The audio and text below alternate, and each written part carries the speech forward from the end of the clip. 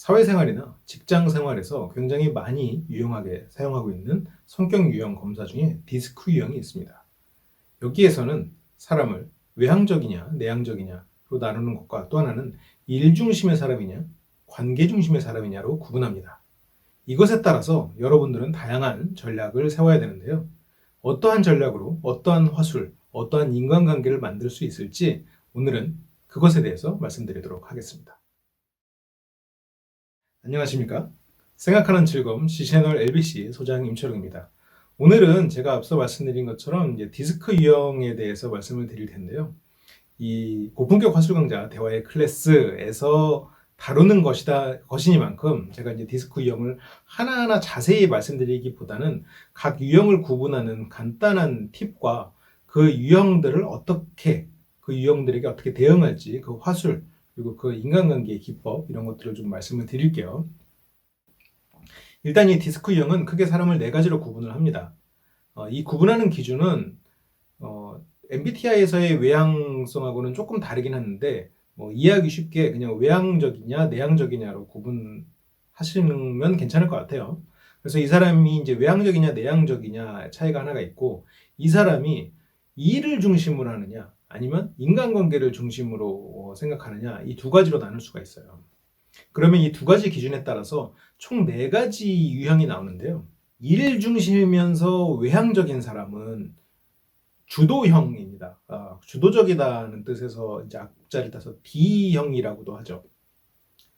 그 다음에 외향적이면서 사람 관계, 인간관계를 중요시하는 사람은 사교적이라고 합니다. 그래서 사교적이다, 영감을 준다 이런 것을 이제 앞자를 따서 이제 I형.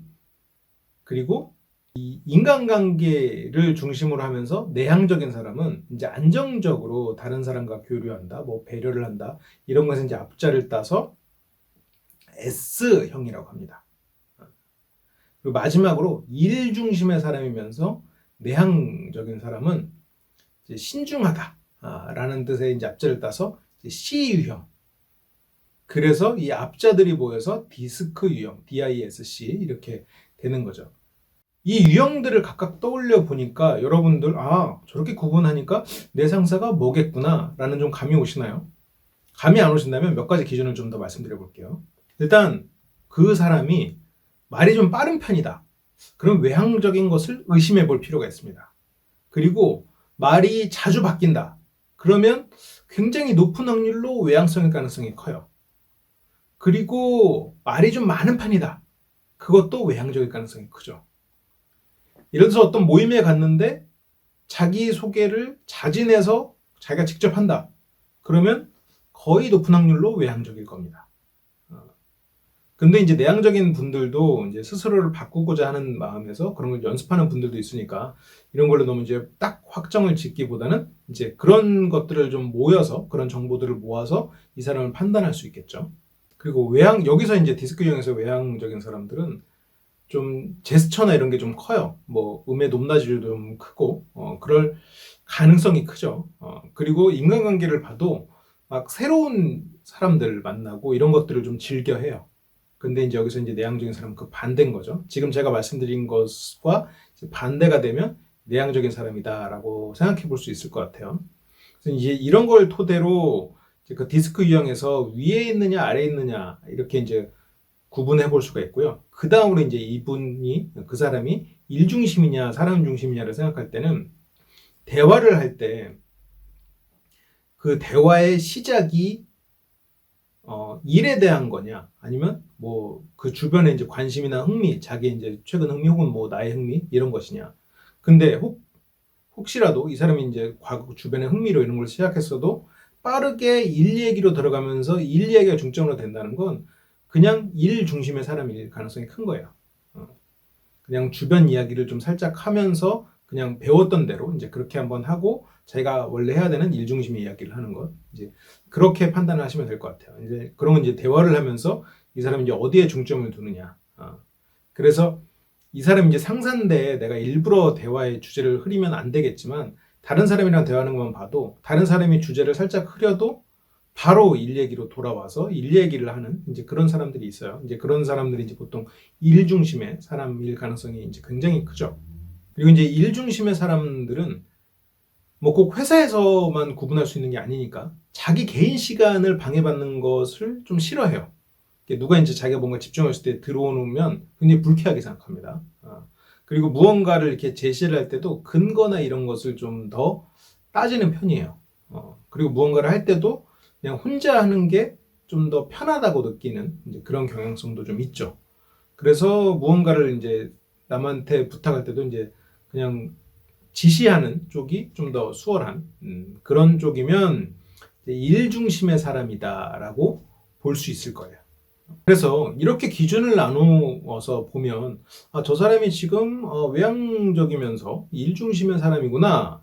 그러면 이제 주도형이다, D형이다라고 판단할 수가 있는데 이 주도적인 사람은 말 그대로 주도를 해야 되는 사람이에요. 곧 나의 지도력이 혹은 나의 능력이 거기에서 발휘되기를 원하는 사람이다. 그럼 반대로 그게 발휘되지 않았을 때 상황은 두려워하는 사람이에요. 그러면 제가 이제 첫 번째로 이 각 유형들을 어떻게 칭찬하느냐로 한번 접근을 해볼게요. 그럼 주도형은 어떻게 칭찬해야 될까요? 그 사람이 가진 그런 지도력 혹은 그런 뭐 영향력을 칭찬하면 좋겠죠. 대놓고 칭찬해도 됩니다. 이 사람은 뭐 주도형이 모두가 다 그렇지는 않지만 약간 그 자기 자신의 능력에 대해서 좀 과신하고 그런 부분들이 있거든요. 그래서 어느 정도 그냥 대놓고 칭찬해도 괜찮아요. 짧고 굵게 그냥 짱이에요. 이걸로도 먹힙니다. 그러면 같은 원리로 사교형 I 형은 어떻게 해야 될까요? 사교형은 어떤 사람이죠? 인간관계를 중요시 생각하고 외향적인 사람입니다. 다른 사람하고 친교 맺는 걸 좋아하고 자기 자신이 다른 사람에게 좋은 사람으로 보이는 것을 원해요. 그 부분을 칭찬해주면 돼요. 당신은 참 좋은 사람이에요. 재밌는 사람이에요. 그리고 띄워주는 거 좋아합니다. 근데 이런 거는 이제 외향적인 사람들의 좀 특징이죠. 그래서 내가 그 사람을 칭찬하는 게 많은 사람들한테 알려줄수록 그 사람은 즐거워해요. 그래서 많은 사람들 앞에서 칭찬해주면 좋아합니다. 뭐 예를 들어서 내 상사가 이제 사교형 상사다 그러면 회식 자리에서 칭찬해준다거나 아니면 뭐 가족 간에서도 가족들이 다 있는 자리에서 어머니를 칭찬한다거나 어머니가 이제 사교형 어머니라면 그런 식으로 해볼 수 있겠죠. 그 다음에 안정형. 안정형은 말 그대로 안정적인 그 사람의 포용력, 인화력 이런 것에 대해서 스스로가 이제 목표가 있기 때문에 그런 부분을 얘기해주면 좋아요. 꼭 있어야 되는 사람입니다. 당신이 정말 필요한 사람이에요. 이런 표현들을 이런 뉘앙스의 표현들을 좋아하겠죠. 따뜻하고 부드럽게 해주면 돼요. 이제 마지막으로 이제 신중형인데 이 사람은 일 중심의 사람이고 내향적인 사람이에요. 그래서 앞서 보여드렸던 주도적인 사람이나 아니면 이런 사교적인 이런 사람들에게 했던 칭찬처럼 하면 오히려 역효과가 날 수 있습니다. 부작용이 날 수 있어요. 믿음을 못 줄 뿐더러 다른 사람에서 대놓고 이 사람한테 칭찬을 하거나 그러면 뭐 꼭 싫어한다라고 보긴 어렵지만 그런 것을 굉장히 불편해하고 부끄러워할 수 있어요. 믿음을 잃을 수도 있고요. 그래서 정말로 그 사실을 가지고 이야기를 해야 됩니다. 좀 디테일하게 칭찬을 하는 게 좋아요. 언제 무엇을 뭐 이렇게 했으니까 그 부분이 참 대단한 것 같아요. 육하원칙에 따라서 하려고 애를 쓰면 좀 더 도움이 되겠죠. 그렇다고 이 칭찬이 구구절절 길어지면 안 돼요. 그리고 너무 막 사람들 많은 데서 막 대놓고 하는 것보다도 그냥 1대1로 명확하게 간결하게 근거가 있는 것으로 이야기를 하면 이 신중형한테는 좀 먹히죠. 이게 이제 칭찬의 방법인데 그러면 이제 전반적으로 어떻게 대화를 해야 되느냐 어떠한 전략으로 이 사람들을 대화를 해야 되느냐 다시 한번 돌아가 볼게요. 주도형은 그 사람이 주도를 한다라고 생각을 하게 해줘야 된다고 그랬잖아요. 그러면 이 사람들이랑 대화를 할 때는 주도형의 사람들한테는 이 사람 내가 이제 하려고 하는 이야기가 너무 뒤쪽에 나온다. 서론이 너무 길다. 그러면 주도형은 피곤하게 생각합니다. 상황이 지쳐요. 왜냐면 내가 들어야 되는 수동적인 입장이잖아요. 주도형 입장에서 생각해보면 내가 수동적인 입장의 시간이 너무 길어지는 거예요. 그 사람이 본론이 너무 늦게 나오면. 그래서 내가 본론을 빨리 제시해 주는 거. 그게 필요해요. 주도형하고 얘기할 때는 가능하면 결론부터 얘기하는 거죠. 그러니까 결론부터 얘기한다. 그리고 두 번째는 이 사람한테 무언가를 제안할 때 이거 하세요. 이렇게 하는 것보다는 이거랑 이거 둘 중에 뭐가 더 나으세요? 이렇게 물어보는 게 더 효과적이에요. 물론 기본적으로 이런 질문들이 어느 사람한테는 효과적이지만 주도형한테는 특히 더 효과를 발휘합니다. 왜냐하면 내가 그걸 선택했다라는 주도적이다라는 스스로 생각을 하게 되거든요. 그래서 이 사람한테 스스로 주도권을 쥔 것 같은 그런 착각을 주는 거죠. 선택권을 줌으로써. 그리고 이 사람한테는 주도권을 갖고 싶어 하잖아요. 그래서 내가 무언가를 부탁할 때도 일단 큰 걸 부탁해요. 그래서 그 사람이 거절을 해요. 그러면 이거라도 해주세요. 라고 하는 식으로 전략을 세우는 게 좋아요. 처음에 이거 해주세요. 그리고 좀 이따가 이것도 해주세요. 이렇게 전략을 하면 주도형은 뭐야, 내 매기는 거야? 이렇게 되거든요.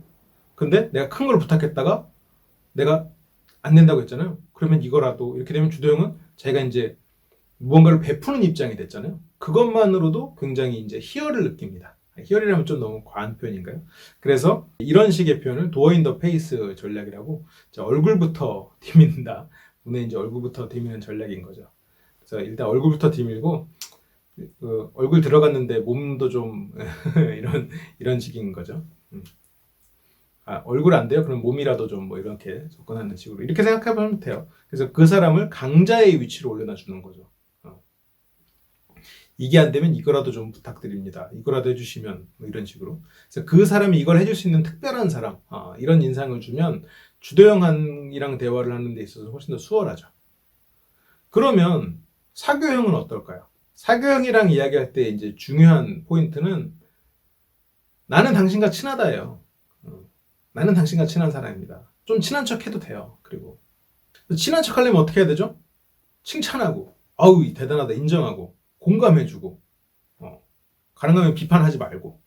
그리고 이 사람들에게 또 좋은 효과적인 전략은 무언가 여러분들이 제안하거나 어떻게 좀 이 사람을 움직이고 싶으면 이걸 했을 때 많은 사람들에게 무언가를 당신을 알릴 수 있어요. 많은 사람들과 친해질 수 있어요. 뭐 이런 이야기를 하면 조금 더 쏠깃해하는 그런 경향이 좀 있죠.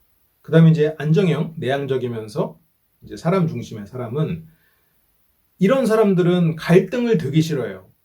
그래서 이 부분을 이용할 수가 있는데, 좋게 이용하는 방법은 이 사람을 편안하게 해주는 겁니다.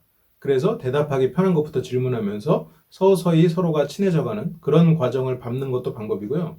또 하나는 압박을 하면서 어떤 것에 선택을 하지 않으면 이 갈등은 종결되지 않아. 빨리 선택해야 될 거야 라고 압박하는 것도 효과적일 때가 있습니다. 이렇게 압박하는 거는 다른 유형들한테는 다 안 먹혀요. 안정형한테는 좀 먹히는 편이죠.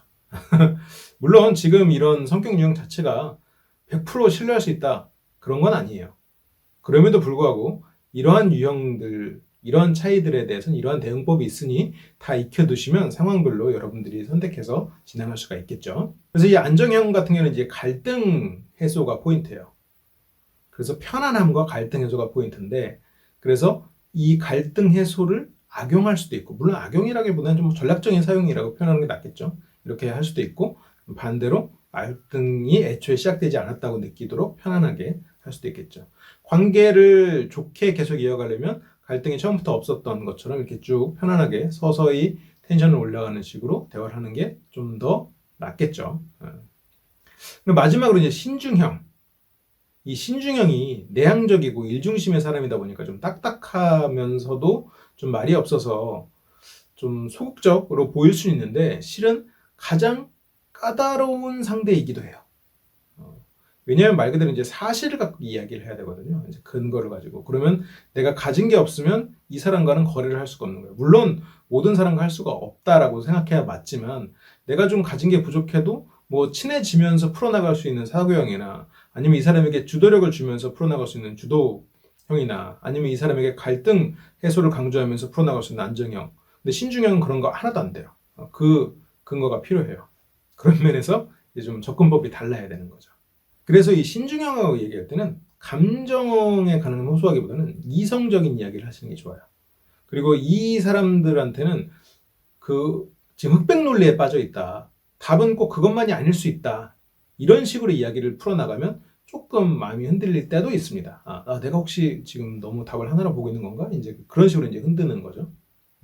물론 당신이 생각하는 그 기준이 맞다. 하지만 기준은 여러 가지일 수 있다. 이런 식으로 좀 흔드는 것도 효과적일 때가 있습니다. 그러면 만약 이제 많은 분들이 이제 궁금해 하시는 것 중에 이 유형을 어떻게 활용할 수 있는가 좀 추가적으로 말씀드릴게요.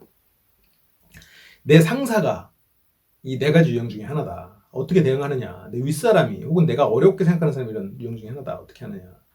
각각 좀 말씀을 드리면 일단 주도형이다. 내 윗사람이 주도형이다. 그럼 어떻게 보고를 하면 됩니까? 어떻게 대응을 하면 됩니까? 일단 보고를 많이 해야 돼요. 주도형은. 그래서 자꾸 이 사람한테 뭘 자꾸 보여줘야 됩니다. 근데 그 보여줄 때 요령이 짧고 굵게 해야 돼요. 그러니까 보고도 그냥 한 페이지짜리. 그 대신에 자주. 그 대신 참고 자료는 가지고 가야죠. 물어보면 바로바로 대답할 수 있게. 그리고 이 주도형 또 특성 중에 하나가 물론 모든 주도형이 다 그런 건 아닌데 주도형 중에 일부 상사는 일부러 어렵고 난해한 질문을 해요. 왜? 이 사람을 시험하는 거예요. 그때 그 난해한 질문에 어떻게든 대답하려고 막 이런저런 핑계를 대면서 대답하면 정말로 안 좋게 찍힙니다. 그래서 당당하게 알 거 안다고 딱 말하고 모르는 거는 그냥 모른다고 하셔야 돼요. 단순 명쾌하게 명료하게 말을 해야 됩니다. 그렇게 결론부터 말하는 걸로 해서 보고도 똑같이 자주 하되 딱 한 장 그래서 딱 그것만 보여주고 끝나는 식으로 그런 식으로 대응하셔야 돼요. 주도형 상사는 혹은 뭐 주도형 윗사람은 일단 결론부터 딱 내려서 그 명쾌하게 내가 나한테 뭔가 힘든 질문이 와도 그거는 내가 몰랐을 때 이 사람한테 찍히는 게 아니라 거기에 대해서 내가 핑계를 대거나 장황하게 말했을 때 찍히는 거예요. 그거를 잘 구분하셔야 돼요. 모르는 건 오히려 괜찮습니다. 모르는 걸 모른다고 하는 것은 오히려 좋게 보일 수도 있어요. 모르는 걸 모른다고 하고 알려주십시오. 당신이 이렇게 하는 분이어서 내 상사여서 정말 다행입니다. 이걸 배울 수 있어서 너무 좋아요. 뭐 이렇게 풀어나가면 돼요. 어떻게 보면 내가 이런 당당하고 그리고 이런 것만 지킬 수 있으면 굉장히 잘 관계를 만들어 나갈 수 있는 그런 상사이기도 해요. 그래서 만약 뭘 시켰는데 내가 모르겠구나 잘 힘들어요. 그러면 근데 여기서도 그냥 모르겠는데요, 못하겠는데요 이렇게 하는 것보다는 그건 제가 지금 좀 찾아봐야 되겠지만 일단 어떻게 좀 추진을 해보고 좀 혹시라도 좀 힘든 부분이 있으면 제가 좀 말씀드리겠습니다. 아니면 다시 여쭤보겠습니다. 뭐 이런 식으로 풀어나가면 되죠. 그러니까 모르는 것은 인정하되 해볼 건 해보겠다. 최대한 해보겠다. 이런 식으로 접근을 하시면 주도형은 이제 좋아하죠. 오히려 그런 부분을. 그 다음에 이제 사교형 윗사람, 사교형 상사. 어떻게 해야 될까요? 많이 만나셔야 돼요. 사교형은 뭐 술자리 그 사람이 뭐 술을 좋아하면 술 뭐 같이 많이 마시고 뭐 취미 생활을 어떤 게 있으면 취미 생활을 뭐 같이 하고 이러면 상당히 좋습니다. 내가 뭐 일적으로 뭐 부족하면 안 되겠지만 조금 부족한 게 그런 식으로 커버가 돼요. 그래서 내가 이제 그 사람이 사교형이고 내가 그 사람하고 취미가 맞는다면 뭐 굉장히 좋죠. 근데 이제 그런 게 하나도 접점이 없으면 이제 힘든 거죠. 그리고 이제 아이디어가 많아요. 막 생각이 많아요. 그래서 막 이것저것 말을 해요. 이렇게도 해보고 저렇게도 해보고 저것도 있고 저것도 있고. 그때 이건 안 되는데요. 저건 안 되는데요. 신중형은 그렇게 말하거든요. 근데 그러지 마세요. 그러지 마시고 알겠다고. 그런 아이디어도 있군요. 맞장구를 쳐주세요. 그런 생각 어떻게 하셨어요? 칭찬해주세요. 그래서 일단 다 들어요. 그러면 딱 그 얘기가 끝난 다음에 그러면 지금 말씀하신 대로 지금 이 내용은 뭐 다음 분기에 추진해도 되겠네요. 다음 분기에 추진하고 지금 말씀하신 이 부분을 중점적으로 하겠습니다라고 하면서 10가지를 말했으면 그 중에 한두 가지만 딱 섞은 결론을 내려서 확인하세요. 이렇게 하면 되겠나요? 되겠습니까? 라고 물어보면 상사가 그래 좋아 라고 하거나 아니 이건 해야지 라고 하면서 뭔가를 체크를 할 거예요. 그것만 하시면 돼요. 오전에도 수영하려고 하지 마시고요. 그냥 호응해주고 칭찬해주고 거기서 몇 가지 할 수 있는 것만 이렇게 얹어서 이제 하시면 돼요. 사교형한테는 호응이랑 맞장구 이런 게 이제 중요하다. 그리고 이제 혹시라도 보고서나 이런 걸 할 때는 좀 이쁘게 멋있게 이렇게 하면 조금 더 높은 점수를 받는 경향이 있어요. 그 다음에 이제 안정형 같은 경우에는 이제 아까 칭찬할 때도 이 사람을 이제 뭐 당신의 인화력이나 이런 부분을 칭찬하라고 말씀드렸는데 이 안정형의 상사한테는 일단 기본적으로 이제 안정형은 뭐 사람 좋다라는 얘기를 많이 듣는 유형이기도 해요. 이제 중요한 포인트가 두 가지가 있는데 하나는 안정형은 그 책임지는 것을 조금 힘들어하는 경향이 있거든요. 그래서 내가 이제 그 사람의 책임을 나눠준다라는 느낌을 주면 되게 좋아하죠. 나는 맡겨두면 일을 잘하는 사람이라는 인상을 주면 되게 좋아합니다. 그래서 나는 알아서 잘하는 사람 이렇게 인상을 주고, 그리고 이 일에 대한 책임도 제가 나눠서 집니다. 이런 식으로. 그래서 뭔가 내가 주도적으로 알아서 잘하는 이런 이미지를 좀 주는 게 필요하고요. 그리고 여러분들이 이제 그 상사가 이제 안정형일 때 주의하셔야 되는 게, 안정형은 기하 넘수를 잘 못하는 경향이 좀 있어요. 아무래도 이제 혼자 이런 내향적이면서 이제 사람 중심으로 생각을 하다 보니까 기한을 좀 정해주는 게 좋아요. 그리고 아니면 기한을 좀 물어보거나 좀 체크를 해주거나 이런 것들이 좀 필요합니다. 그런 것들을 하면서 하면은 어떻게 보면 나를 가장 지지해 줄 수 있는 그런 유형이기도 하죠. 내가 좀 자율성이 필요한 그런 사람이라면 가장 좋은 상사가 될 수도 있어요. 자, 그러면 마지막으로 이제 신중형인데요. 신중형이 앞서 말한 이 네 가지, 신중형까지 해서 이 네 가지 유형 중에 보고가 가장 까다로운 유형 중에 하나입니다. 저한테 만약 보고할 사람을 골라라 라고 하면 저 같으면 안정형을 고를 것 같아요. 그 다음으로는 주도형을 고를 것 같고요. 사교형은 저랑 만약 이제 그런 취미나 이런 게 맞으면 사교형부터 고를 것 같긴 한데, 근데 뭐 누구를 고른다 하더라도 신중형은 가장 마지막에 고를 것 같아요. 왜냐면 신중형은 따지는 게 많아요. 신중형한테 보고를 할 때는 보고서를 혹은 뭐 보고 자료를 여러 번 보셔야 돼요. 그래서 뭐 맞춤법 틀린 건 없는지, 원래 하던 형식에서 벗어난 건 없는지, 뭐 서식이나 이런 거죠. 이제 그런 것들 하나하나 좀 보시고 꼼꼼하게 보셔야 돼요. 왜냐면 내용이 아무리 좋아도 그런 데서 잘못된 게 나오면 안 봐버립니다. 점수를 깎아버리고 점수를 매기는 입장이면. 그래서 그런 것을 이제 굉장히 중요하게 생각하셔야 돼요. 보고서를 오타 없이, 오타 있으면 큰일 나요. 서식에 맞게 그런 것들을 중요하게 생각하셔야 됩니다. 그리고 신중형을 대할 때 태도적인 측면에서 고민을 하셔야 되는 게, 질문을 할 거예요. 질문을 했을 때 대답은 가능하면 최대한 세세하게 디테일한 거를 다 얘기를 해주시면 좋아요. 그리고 여러분들이 이제 태도를 취할 때 당당한 거 좋죠. 자신감 있는 거 좋아요. 그런데 자신감 있는 것과 쭈뼛거리는 것 중에 선택하라라고 하면 저는 차라리 쭈뼛거리는 게 나을 수도 있다라고 말씀을 드려요. 신중형 같은 경우에는 신중형의 사람들이 가장 경계하는 게 지나친 자신감을 경계합니다. 이 사람들은. 왜냐면 자신들은 신중하기 때문에 신중한 사람 이외에 신중하지 않은 사람들로 인해 받은 피해들에 대한 기억이 무조건 있어요. 그래서 지나친 자신감을 가진 사람들은 신중하지 않다라고 판단하는 경향이 있습니다. 그래서 차라리 약간 조심스러운 태도, 겸손한 태도, 그런 걸 보여야 신뢰를 얻습니다. 당당하고 자신감 있고 확신에 찬 그런 거는 오히려 신뢰를 잃는 그런 경우도 있어요. 그래서 여기서는 잘 선택하셔야 돼요. 확신에 찼다고 해서 모든 건 다 된다 이렇게 접근하시지 마시고요. 이런 부분이 좀 조심스러운데, 이런 부분이 좀 위험할 수 있는데 제가 최대한 좀 그 리스크를 줄이는 방향으로 좀 해보겠습니다. 뭐 이런 식으로 최소한 이런 거는 좀 언급을 해주셔야 그 신중형의 신뢰를 얻을 수가 있어요. 이 유형들을 보시니까 내가 한 가지 행동으로만 가지고는 잘 안 된다라는 느낌이 오시죠? 그리고 어떤 상사 혹은 어떤 후임하고 다른 사람하고는 잘 어울리는데 이 사람하고만 유독 잘 안 되네. 그런 느낌을 받으셨던 적이 있으실 거예요. 이제 그런 것에 대한 의문이 좀 풀리셨길 바라고요. 여러분들이 이제 사회생활을 계속 하시다 보면 혹은 뭐 주변 사람들을 만나실 때 이 사람이 성숙한 사람일수록 이런 것에 대한 구분이 잘 안 됩니다. 결국 성숙한 사람은 이게 전체적인 게 좀 뭉뚱그리면서 그 단점들을 드러내지 않거든요.